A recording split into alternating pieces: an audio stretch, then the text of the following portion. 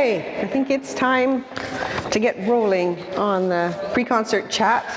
Thank you all for coming. Hope you will enjoy the concert tonight. We had a great time last night. The audience seemed to really enjoy it last night, so I'm hoping the same for you this evening. I'd like to first of all encourage you to read the program notes. I'm sure most of you do that anyway, but I think from my standpoint it's better in an instance like this that I do not just repeat what is in the program for you to read by yourselves. There's no point in me repeating, particularly in this case because David has written such great program notes talking to you, explaining various things about the program and the specifics of certain pieces. So I'm not particularly going to talk about that. I'm going to give you a little précis. We're going to talk about some instruments, and we're going to talk about how we go about putting this music together. Because as many of you are probably aware, when you start working on repertoire like this, you don't necessarily have a piece of music that tells you, play the recorder here, play the bajon there, add the percussion here, do this. You don't have those instructions in the music. So how does one go about deciding when and where to come in and where to stay out? And artistry also involves the staying out as well as the coming in. If you just open up your programs, if you can just see, we'll just go through the actual program.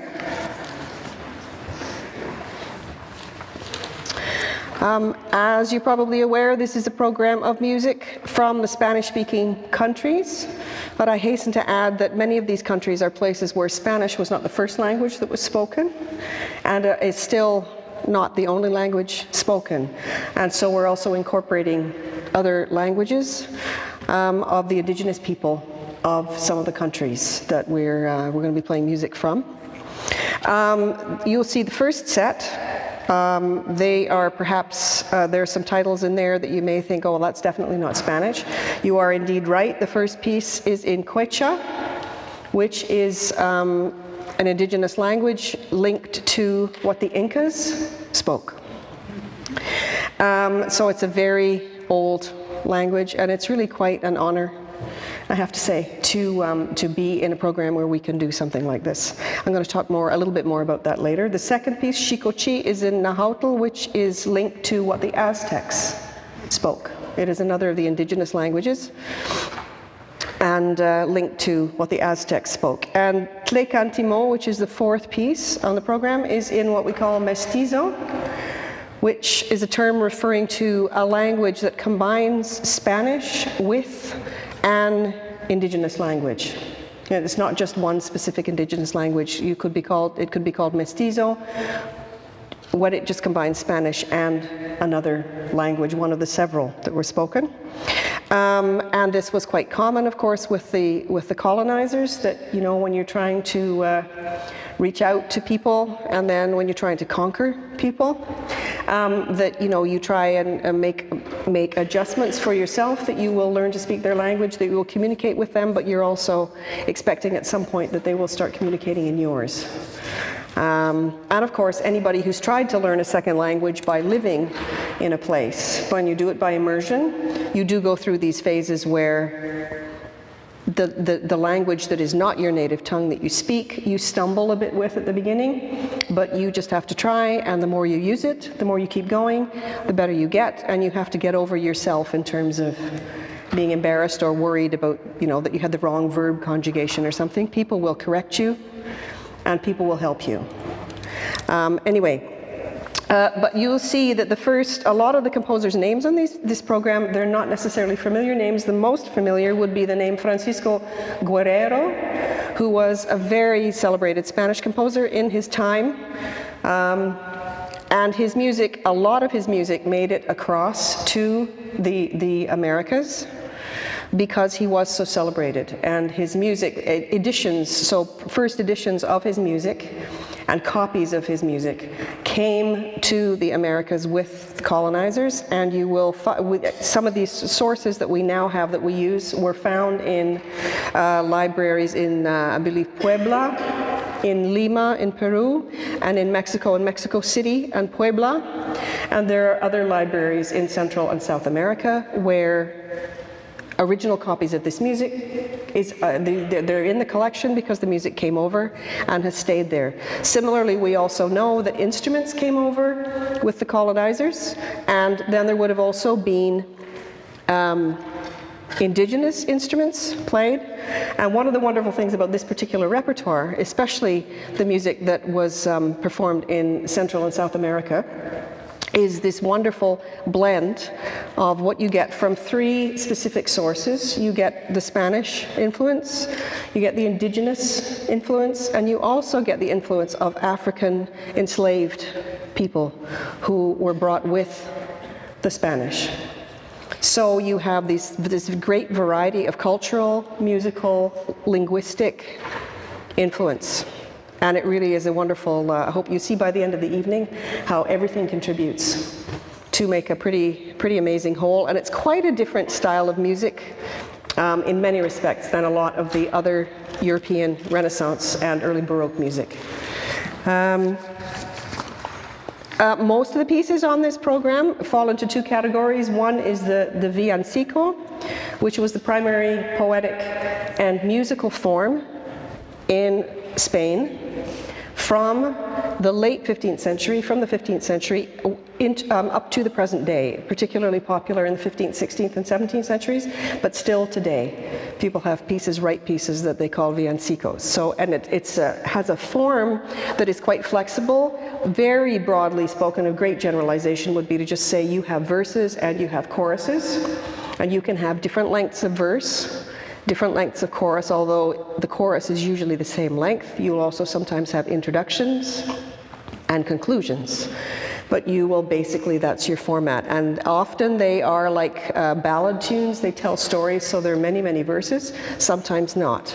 And the interesting thing about the form too is that we have secular ones, which is how the form began, but we also have, at the time of the Counter-Reformation, you begin to see people writing villancicos with liturgical subjects, stories from the Bible, stories of the life of Jesus, the life of Mary, things like this, in the vernacular.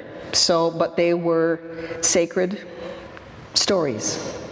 And this was an effort, of course, with the Counter-Reformation to sort of oppose what had been going on in the Reformation and just make people more aware. And also this was very useful, of course, bringing these to Central and South America, where Latin, going to a church school and learning Latin wasn't what happened. So if you present things in Latin, we also have sacred music, obviously things like masses, which were performed there, but having something telling the same story in the vernacular is very useful if you're trying to convince people that this is the way they should think, this is the way they should live. I thought I would give you some information about the instruments, because that's not necessarily the program. You'll see we have several guests playing instruments that you don't normally see in consort shows. So the first one, because I've gotten some questions on it already, is the harp. I will talk about the harp that Julia is playing, which you can see over here. I'm sure she would be happy to answer questions, but I would ask you at any point, if you come up and talk to her while she's tuning, that's not the greatest time, because there are 93 strings on this harp. And if you reach her at string number 5, she has a lot of strings to go. So maybe after she's tuned, when she seems not to be busy with the tuner. As I said, 93 strings, and this is called a Baroque triple harp. And the reason it's called a triple harp is because the strings are lined up in 3 rows next to each other. And the outer rows are, as Julia has very cleverly described, they're like the white keys on a piano. They are the natural notes. And then the inner line of strings are the accidentals. So if you are playing in G major, you can be happily working away on the outside, but then every time you need an F sharp, you reach in and find the F sharp. So you reach in between the outside strings to play the accidentals. And Julia tells me that these strings are quite springy. They're not quite as taut as they are on a modern harp, so it's a little bit easier to get in between. That said, it doesn't look easy at all. It has no foot pedals. It's probably one of the reasons that foot pedals evolved was because people got tired of reaching in.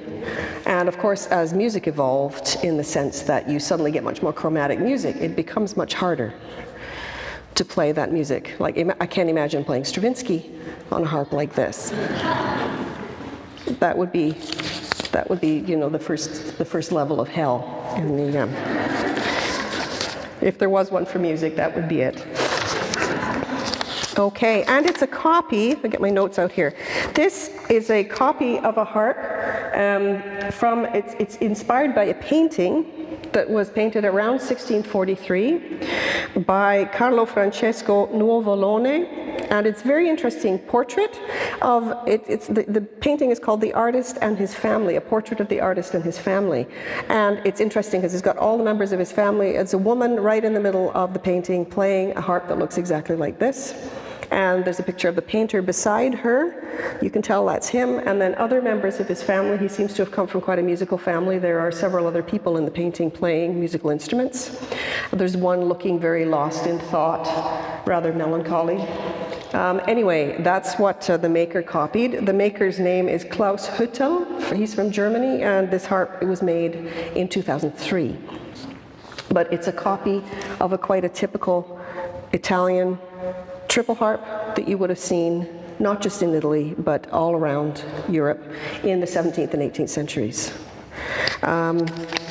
Yes, so I told you about the strings. Then we have the organ. You've seen this one before. This is not actually a copy of an old instrument, but it's an instrument inspired by older ones. It was made by Tom Lincoln, who lives in Toronto. He made it in 2008. And it's quite a small instrument, but it has a very wide range of registration. What registration is what organists do to change the color of the sound, both in the octave in which you're playing, but also the type of sound that the instrument makes. And this organ is interesting because it has a divided keyboard so that you can change the color of the bass notes at the same time as playing a different color with the treble notes. So it's interesting. It has quite a complex registration for an instrument of its size. Then we have the Bajon, which the English name for is the dulcian, the grandfather of the bassoon. Dominic will be playing a copy by Martin Pretorius. He's a living maker. He is no relation to the Pretorius of the 16th and 17th centuries.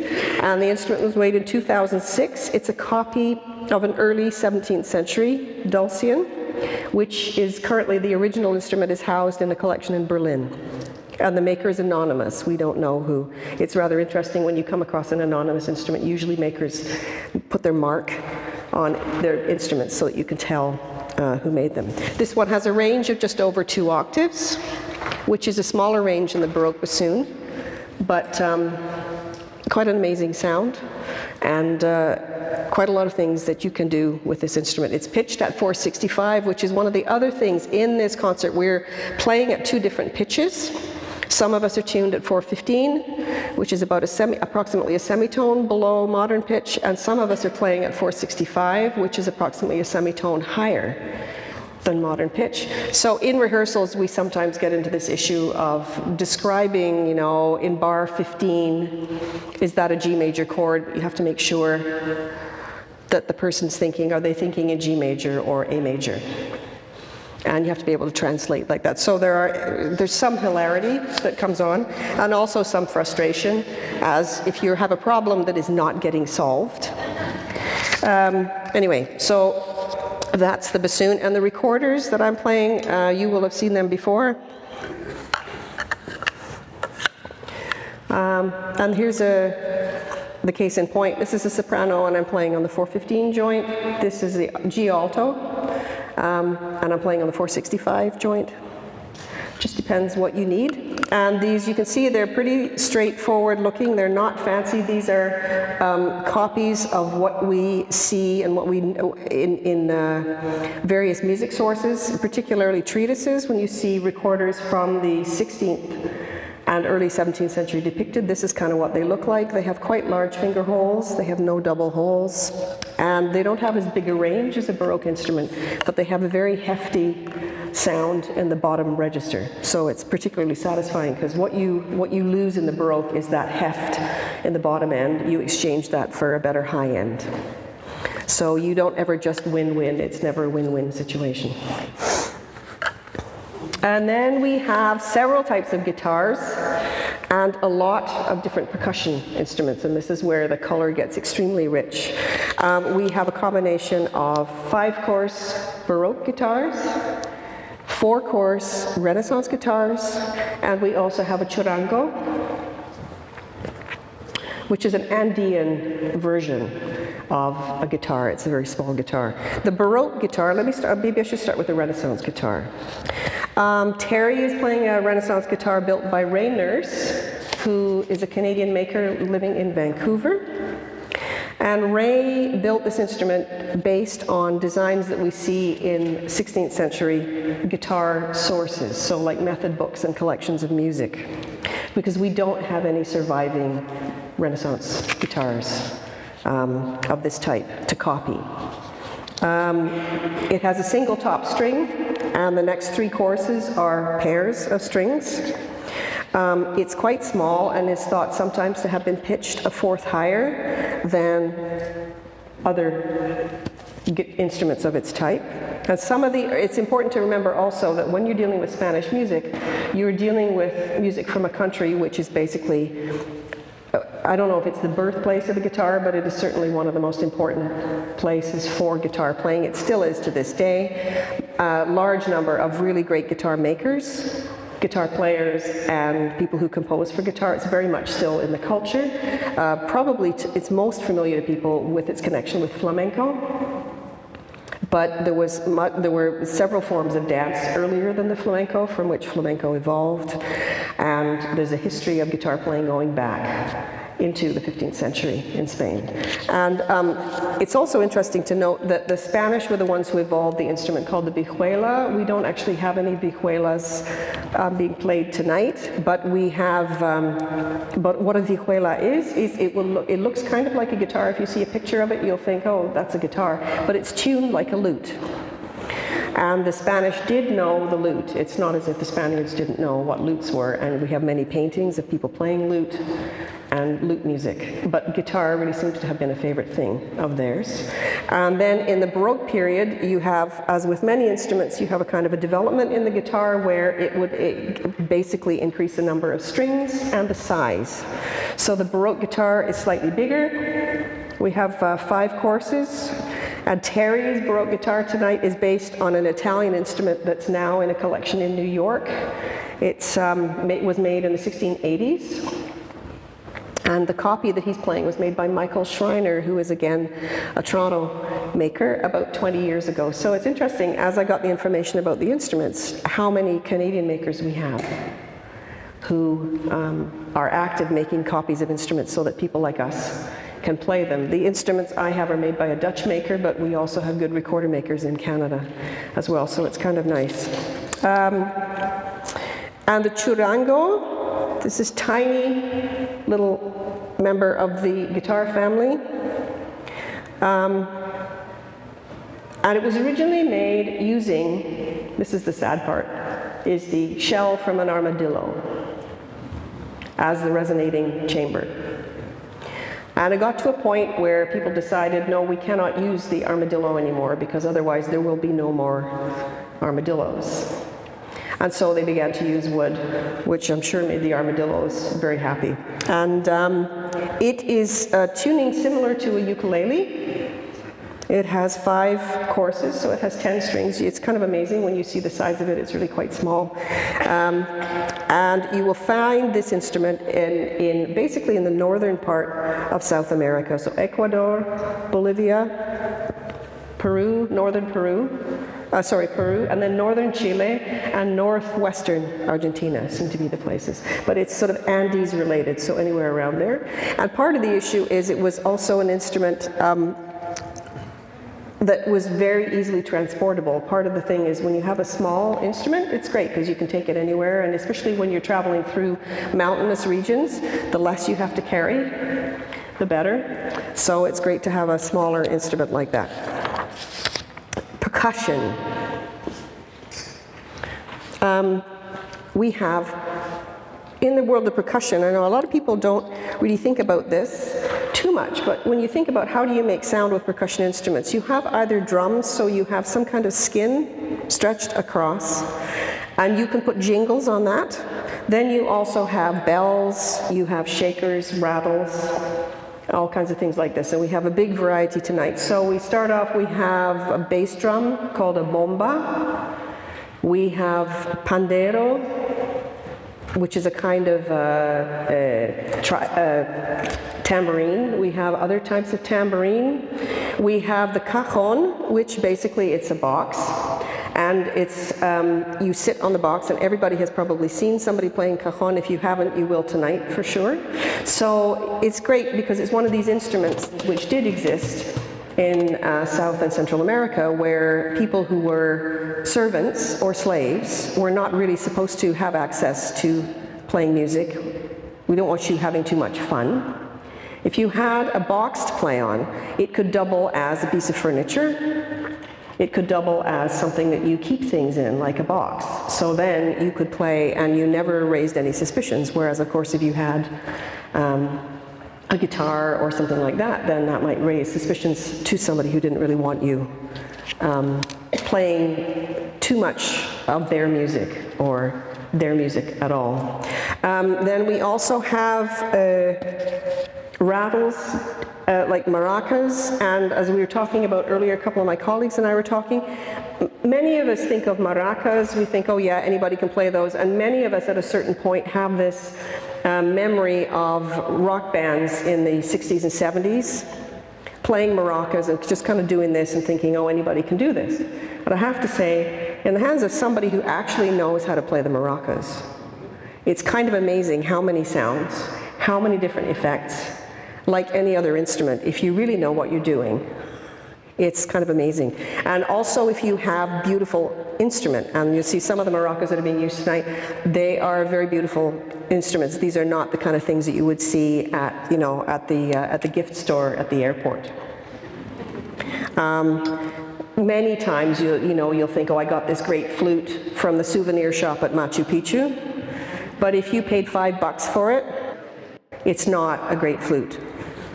You just know, and half the time they don't even really play, they just look nice on the wall, something. Anyway, so these maracas are fantastic. And so I want you really, when you're listening to this, think about how the technique that is being used to play this, and look at all the different ways that Rodrigo is holding them, shaking them, playing them.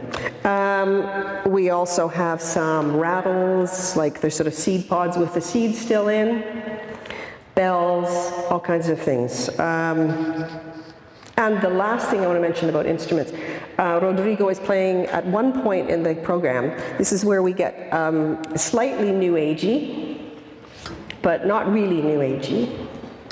And he's got a bunch of bird whistles from imitating Amazonian birds from the rainforest. And they look like, the tops of them look like little recorder heads, basically. All these different sounds, it's kind of amazing how beautiful they sound, how different they all sound. It's, lots of cultures have bird whistles and bird imitating devices. These are quite remarkable. Anyway, this is part of his collection. And when you travel many places, and when you're interested in this kind of thing, the things that you can collect to get your to get this sort of many of the magical sides of music and the magical sides of a sound world from where you come from, to get that across to other people is really quite cool. So in one of the pieces we'll be using those. Let me see. Oh yeah. So I wanted to say something about the languages. The first piece on the program, Hanak Pachap, I think that's the right pronunciation. This is one of the issues when you're preparing a program like this, when you want to do something like this, you just say to yourself, okay, well this is great, let's do this piece. It's a liturgical related piece. And we're going to be using it right at the beginning to start things off, as you can see. When you're going to sing something like this, that's great, but how do you pronounce these words? And there's the awareness that you must see if you can find someone to help you pronounce this language, because you don't just want to get up and sound, sort of do more damage, I suppose. You don't really want to, and you don't want to sort of disrespect a language. And in this particular program, there's several levels of this, because we have these indigenous languages and we have mestizo, and then we also have, because so much of the music here is in Spanish and various kinds of Spanish, it's quite a complex program for the singers to deal with. I hope you're all aware that just because people can sing in many languages does not mean that they speak all these languages, and it does not mean that you just kind of can, you know, bring back your high school Spanish and hope that it's going to work, because singing in a language is not the same as speaking it. There are certain pronunciation things you really need to pay attention to that in the spoken language you do too, but in a different way. So first of all, in the Spanish that's being used here, there's one example, at least there's one example that I've noticed, where we're using an Argentinian type of Spanish, because in the pieces by, well, I got this, I can't see. Yes, in the pieces by Ariel Ramirez, at the end of the first half, he's an Argentinian composer, and so we're going to be using some Argentinian pronunciation, there's certain sounds that are not the same, and what I was told, what I gather is that, for example, the double L is not the same in Argentinian as it is in most other types of Spanish spoken in South and Central America. So you have these different issues. Also, we have one song that's in Galician, which is closely related to Portuguese. So you hear sh, ai galegueños. You hear this sound a lot, which is a sound that you hear in Portuguese a lot, but you will not hear that sound in any other piece in the evening. So it's interesting once you start to decide how careful am I going to be about pronunciation. Then in the Quechua, what was decided was to see if we could find someone who speaks Quechua, and through Rodrigo, a woman named Susana Condori came in, and she is originally from Ecuador, I believe, and her job when she lived there, she lives in Canada now, but her job when she lived there was to teach Quechua to Spanish-speaking people and Spanish to Quechua-speaking people. And so this was quite fantastic, and as I was listening to it, because I stayed for the coaching of the pronunciation for this, and it's quite remarkable. I find this very, very special, that to hear people singing in a language that is that old, that is that historic, and that which hundreds of thousands of people still speak today, because it's spoken over a very wide range of Latin America, basically, and over into the northern part of South America. And so very, very touching. And also what was very, very touching also was that Susanna, who after she'd done the coaching, she then sat down and waited for the end of the rehearsal, and the people who were performing the piece sang, practiced the singing with the appropriate pronunciation. And she said, "It's very nice to hear people sing in my language." And very nice to hear that. So it's one of those special things for me anyway, and I know for probably all of my colleagues, for the ones that have mentioned it. A very special thing, a great opportunity to be able to do this, and a great opportunity to be able to hear this tonight. So I think that's about it. So I hope you all enjoy the concert. This is now the time where you have to remember which seat you actually are sitting in for the concert. Okay, so if you need to change your seat, this is the time to do it. And thank you very much. I wish you much fun with this concert tonight. I hope you will enjoy it. Thank you.